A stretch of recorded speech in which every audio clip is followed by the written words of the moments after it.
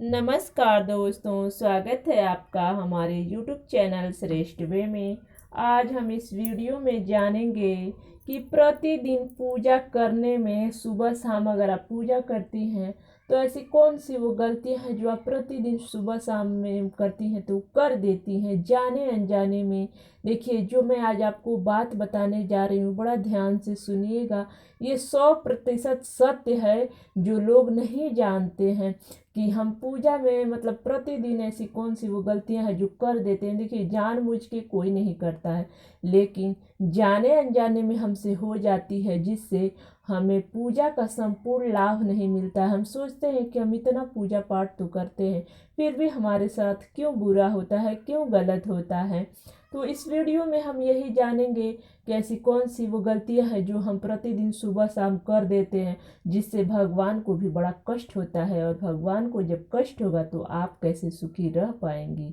तो चलिए इस वीडियो को हम शुरू करते हैं। इससे पहले अगर आपको ये मेरा वीडियो पसंद आए तो एक लाइक ज़रूर करिएगा, मेरे चैनल को सब्सक्राइब कर दीजिएगा, बेल आइकन ज़रूर प्रेस करिएगा, और कमेंट में जय माता दी ज़रूर लिखिएगा, लाइक ज़रूर करिएगा। और कमेंट में आप मुझे बताइएगा कि आपको क्या जानना है, क्या आप हमसे कौन किस टॉपिक पे आप वीडियो चाहती हैं, तो मैं आप पूरी कोशिश करूँगी कि मैं उस टॉपिक पे वीडियो बनाऊँ।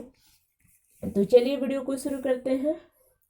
पहला है कि पूजा करते समय अगर आप कभी भी पूजा करती हैं, सुबह में शाम में कभी भी करती हैं, तो जो भी आप फूल चढ़ाती हैं, अक्षत चढ़ाती हैं, भगवान को माला चढ़ाती हैं, उसे आप कुछ देर बाद हटा दिया करिए। मैं ऐसा इसलिए कह रही हूँ, देख लीजिए, हम लोग ही हैं, हम लोग अपने को ही हम बता दे रहे हैं कि अगर हम लोग बहुत ही वजन वाला कपड़ा पहन लेते हैं, गहने पहन लेते हैं, तो वो हमें भी बोझ लगने लगता है कि इसको कब मतलब उतार दें, उलझन सी लगती है। तो उसी तरह, ठीक उसी तरह भगवान के ऊपर भी ये नियम लागू होता है। भगवान के ऊपर आप फूल, अक्षत, माला जो भी आपने चढ़ाया है, कुछ देर के बाद हटा दीजिए। 1 घंटा, पौन घंटा के बाद उसको हटा दीजिए। मैं ये नहीं कह रही कि उसको हटा के फेंक दीजिए। हटा के आप जो पूजा वाली वहाँ पे थाली रखी है उसमें रख दीजिए। उसके बाद नेक्स्ट डे उसको आप उसको किसी पेड़ पौधे के पास ले जाकर रख दीजिएगा, या मिट्टी में उसको दबा दीजिएगा, ठीक है, जहाँ पैर वगैरह ना पड़े। ये हमारा पहला गलती है जो आपको नहीं करना है। दूसरा है कि भगवान का प्रतिदिन अगर आप पूजा करती हैं तो जो भी आप उनको रोली चंदन लगाती हैं, तो उसको याद रखिए, हमेशा ध्यान रखिए कि मैंने कल भगवान का पूजा किया था तो उन्हें रोली चंदन लगाया था।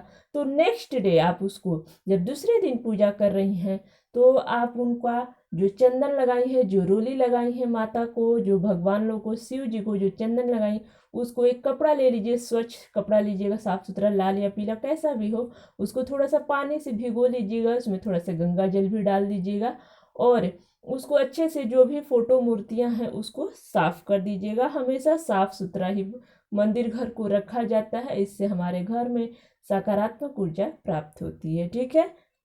ये हमारा दूसरा गलती था। तीसरा है कि अगर आप पूजा कर रही हैं तो इस बात का हमेशा ध्यान रखिएगा कि जो भी आपने फोटो पे, मूर्ति पे आपने चुन्नी ओढ़ाया है, जो भी कपड़ा आपने वस्त्र ओढ़ाया है भगवान को, माता रानी को, लक्ष्मी माता को, गणेश भगवान को, विष्णु भगवान को, उस कपड़े को आप कोशिश करिए कि प्रतिदिन बदल दीजिए। देखिए, भगवान लोग, जितने लोग आपके घर में भगवान है, बहुत से लोग बहुत सी फोटो रखते हैं, बहुत सी मूर्तियाँ रखते हैं।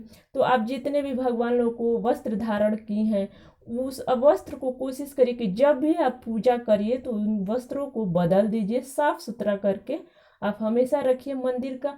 जैसे हम लोग अपना वस्त्र डेली बदल लेते हैं, रोज बदल देते हैं नहा धो के, तो इस उसी तरह भगवान का भी वस्त्र आप रोज बदलिए। इससे भगवान भी खुश रहेंगे और आप भी खुश रहेंगी। अगर भगवान को कष्ट होगा तो आपको भी कष्ट होगा, क्योंकि जब भगवान दुखी रहेंगे तो आप सुखी नहीं रह सकती हैं, ठीक है। तो ये हमारा तीसरा गलती था। चौथा देख लेते हैं कि भगवान के बर्तनों को, जैसे है लोटिया हो गया, फिर से पूजा वाली थाली हो गया, घंटी हो गया, धूप दीप जो दीपक होता है पीतल का, मिट्टी का अगर आप दीपक जलाती हैं फिर तो और अच्छी बात है, उसको रोज बदल दीजिए। लेकिन अगर आप पीतल का अगर बर्तन में आप दीपक जलाती हैं, भगवान के समक्ष जो अर्पित करती हैं, प्रज्वलित करती हैं, आप उन बर्तनों को, घंटी है, लोटिया है, जो भी उनका बर्तन है, वो रोज प्रतिदिन पूजा करने से पहले साफ कर लीजिए। अच्छे से मिट्टी से उसको अच्छे से साफ कर दीजिए। पीतल के बर्तनों को मिट्टी से अगर आप मांजेंगी तो वो चमक जाते हैं। बाकी बहुत सारे पाउडर आते हैं पीतल के बर्तन धुलने के लिए, आप उसको भी ले सकती हैं। ठीक है, तो ये हमारा चौथा गलती है जो आपको नहीं करना है। पांचवा है कि भगवान को अगर आप प्रतिदिन पूजा कर रही हैं, शाम में या सुबह में या किसी भी तीज त्यौहार पे, तो सबसे पहले मैं आपको बता देती हूँ कि भगवान को आप स्नान जरूर करवाइएगा। ऐसा इसलिए मैं कह रही हूँ कि देखिए, हम लोग भी पहले कोई भी जैसे अच्छा कार्य करने से पहले अपने आप को सुबह फ्रेश, जैसे सुबह हमें किचन में प्रवेश करना है तो अपने आप को अच्छे से साफ सुथरा करके, मतलब वस्त्र बदल के, नहा धो के ही जाते हैं। ठीक उसी प्रकार भगवान को भी आप सबसे पहले पूजा करने से पहले गंगा जल एक कटोरी में लीजिए और फूल से भगवान लोग को नहलाते हुए ओम, जैसे ओम गणपताय नमः या हर हर गंगे का आप जाप करते हुए, मंत्र को बोलते हुए हर हर गंगे करते हुए भगवान लोग के ऊपर थोड़ा थोड़ा गंगा जल का छिड़काव कर दीजिए, यानी स्नान करवा दीजिए।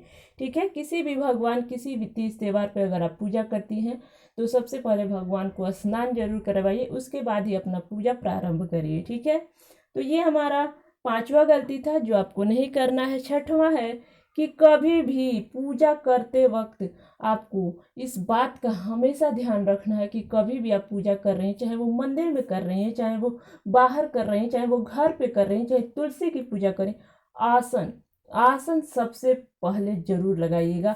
आप कोई भी लाल या पीला वस्त्र ले लीजिए, मोटा हो, जैसा भी हो, साफ सुथरा होना चाहिए, बस लाल और पीला होना चाहिए, और आसन जरूर लगाइए। भगवान के समक्ष आप कभी भी पूजा करिए तो आसन लगा के पूजा करिए। आसन लगाने से जो भी आप पूजा पाठ करेंगी, जो भी आप मनोकामना जो चाहती हैं वो भगवान के द्वारा, मतलब उनके समक्ष अगर जो भी आप उनका रखेंगे अपनी बात को, तो भगवान को सीधे अर्पित होता है, उनको समर्पित होता है। जो भी आप प्रार्थना करेंगे, अगर आप आसन लगा के अगर पूजा कर रहे हैं तो वो भगवान को स्वीकार होता है। ठीक है, तो ये हमारा छठा गलती था जो आपको नहीं करना है। सातवां है कि आप भगवान को भोग लगाती हैं, तो आप इस बात का हमेशा ध्यान रखिएगा कि जब भी आप भोग लगाती हैं तो उस भोग को ज़्यादा देर तक वहाँ पे मत रखिए। कुछ देर के बाद, यानी 5 मिनट 10 मिनट के बाद उसको हटा दीजिए, और भोग को उठाने से पहले आचमन जरूर करिएगा पानी से। और आचमन करते हुए आप जो प्रसाद हटाएंगी भगवान के आगे से, तो ये ना कि हम प्रसाद हटा रहे हैं तो कुछ दाने वहाँ पे मिश्री का हम वहीं पे रख दें, ऐसा नहीं करना है। आपको जो भी प्रसाद चढ़ाई है, मेवा मिश्री बतासे, आप उसको उठाइए और उठा के आपको अपने आंचल में लेते हुए ही वहाँ से उठना चाहिए। प्रसाद को कभी भी आंचल में लेना चाहिए। और इस बात का आप हमेशा ध्यान रखिए कि कभी भी आप दीपक जला कर ही पूजा करिएगा। पहले पूजा करने से पहले दीपक जलाया जाता है, क्योंकि दीपक जो होता है वो साक्षी होता है हमारे पूजा का, कि जो हमने मन्नत मांगा है, जो हमने भगवान की पूजा की है, वो भगवान को डायरेक्ट हमारी बातें पहुंचाता है।